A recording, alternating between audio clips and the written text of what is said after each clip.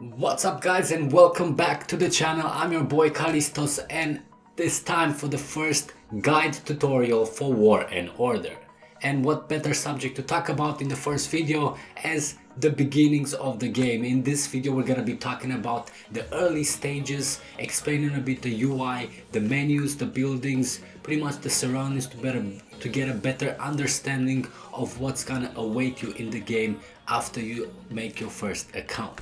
Also, we're gonna be talking a few tips and strategies of what you should be focusing on at the beginning. So let's do that, let's begin. Okay, so I am currently in day 3, I believe, or day 2. If you click on your character, down here left you see 2 days, 9 hours and 40 minutes. So pretty much we are in day 3. The first thing that you should be focusing on, because there's a lot of things that kind of catch your attention because of the amazing graphics, you kind of lose your way into the game, is the castle. In pretty much every city building game, including War and Order, your main focus, especially at the early stages, is developing the castle level. And by that I mean you literally click on the castle, you go to upgrade, and there to upgrade it's gonna show you what buildings or what specifically you need to actually start the upgrade for the next level of your castle. That means you should be focusing on specifically those buildings that you need for the castle. Like that you don't waste resources in other directions, and you don't waste speed ups for other things, but you focus them as fast as possible to develop the castle. Now once the castle upgrade starts and you don't want to be using speed ups, or you don't have speed ups and you have to wait, that's the point where you also want to focus on other directions. But your main priority should be castle level. And the reason why the castle is the most important building is what we're gonna be watching here. If you click on the growth map, it shows you what each level of the castle is gonna unlock for you. And the higher we go into the levels, the more things we're gonna unlock, and the more things we have available to do, the better for us and the faster the development. But the most important factor when it comes to castle level is actually being able to upgrade your barrack and therefore unlock higher tier troops. And that is a big power spike, especially in War and Order, which is revolving a lot around the troops themselves, and you don't have something like heroes in Rise of Empires. This is why it's important, especially if you can, to speed up the process to get to level 13 and therefore get your barrack to level 13 and unlock the tier 5 troops, and that's gonna mean a big power spike for you. Once you start getting higher tier troops, the lower tier troops you're gonna be wanting to do in the drill grounds of upgrading them also to the higher tier. In the drill grounds, when you go in, you can choose the troops that are lower tier to be upgraded to higher tier, which you definitely want to do. What should you be focusing on in the technology tree? Now I personally didn't push too hard with the technology, but my main focus was the architecture, because I found that the resources are not much of a problem in the game, but speed ups are, and it's kind of hard to get your hands on enough speed ups to speed up the process.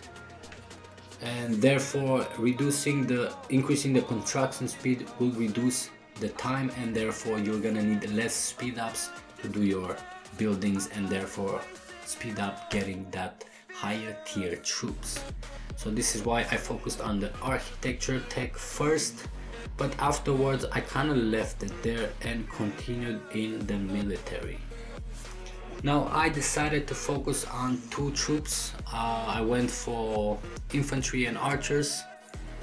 The reason why you want to stick to pretty much maximum 2 troops is not because 2 troops are better than the other troops, but it's easier to focus technology and other skills and other buffs towards only them, instead of trying to spread it to every single type of troop you have. Because if I have, for example, only infantry and archers, when I go through the skill set, through the lord skills, I can already focus only on the infantry skills, then go down towards the archer. And the reason why you want to do that and not just do everything and continue and do everything and continue is because the lower you get through a tree, you always get the better buffs at the end. And by focusing on only one or two specific troop types, in this case infantry, archers, I can continuously going down and unlock the better skills that are available afterwards by not consuming my skill points for other buffs like the cavalry here or the mage. Now that doesn't go to say that you shouldn't be choosing cavalry and mage, by all means, but my point is choose one troop type or two troop types and go with that only, at least for the beginning, and later on you can choose to switch to a different type. And this is your Lord info, and this is pretty much your character, which by the way you can choose between different races and different genders. Here also is displayed your equipment. Currently don't have a lot, but I would advise you to start making the materials for your equipment as fast as possible. Now what type of material you want to choose for, it depends on what type of equipment you want to go for. The good part about War and Order, you can directly go for green materials, which is already the higher tier than silver, and therefore make it much easier because you just place it in the line and it's gonna take a long time to do. The blacksmith, and this is where we're gonna be crafting our equipment by clicking forge. You can select which equipment you want and having the right materials for it. Like that you can also choose what materials you're gonna be needing, and you can see the buffs of each one to know what you want to be focusing first. For example, I want the infantry HP more than the cavalry because I don't have cavalry at the moment. So yeah, depending on the troop types or your needs is what you want to be going for. Now the resource buildings, this is where you're going to be unlocking the area for your resource buildings and your medical tents and your training grounds. Now for all of this, if you notice, I didn't actually bother increasing the level. More importantly, the only level I increased was the free speed up part, which you get from your VIP. Now for anybody that is coming from Rise of Empires, you're probably thinking, oh, that means I have to pay. No, in War and Order the VIP is for each player for free. And activating your VIP, which is automatically active for I think 3 days from when you start creating your account, will give you the specific VIP level buffs, and you can see them here. For level 3 I have depot capacity extra 3%, free speed ups 10 minutes, and this is what I was talking about. I pretty much upgraded this for free because of that 10 minutes speed up, as till level 5, level 6 I think, at least for the resource building level 6, those 10 minutes is exactly what I need to just do it instantly without using my speed ups for it. And the reason why I still didn't develop a lot the resource buildings is because you don't really need it. To build the resource buildings you need resources, and right now I prefer to use the resources for things like the castle level and the barracks. And you're thinking, okay, but for that you also need resources, so how do you get resources? Well, in the first few levels you have a lot of quests that will help you out with resources, speed ups, gems. Pretty much everything you need is gonna be put in the first tutorial quest that you can do, and that is right here where the crown is, the King's Road. And here you're gonna have a lot of quests.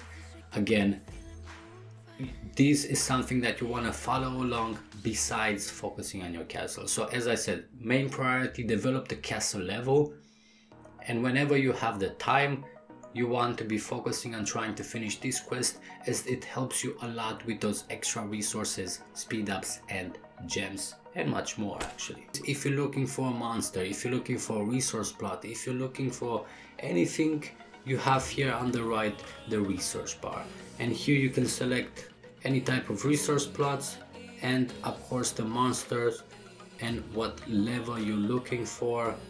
And once you decide, you click go, and it will show you the nearest target of your selection. And with that, we finish up the video, guys. Thanks again for checking in. This was the beginner's guide, or pretty much a presentation for beginners to have a better understanding of what you can find and where to find it and what it's good for. Also the few tips to speed up the process, and I hope you enjoyed it. If you did, make sure to leave that like, comment if you have any questions regarding it. Of course, subscribe to the channel to get notified every time a new video is coming out. But that's it for me. Thanks again for checking in, and I'll see you guys in the next videos.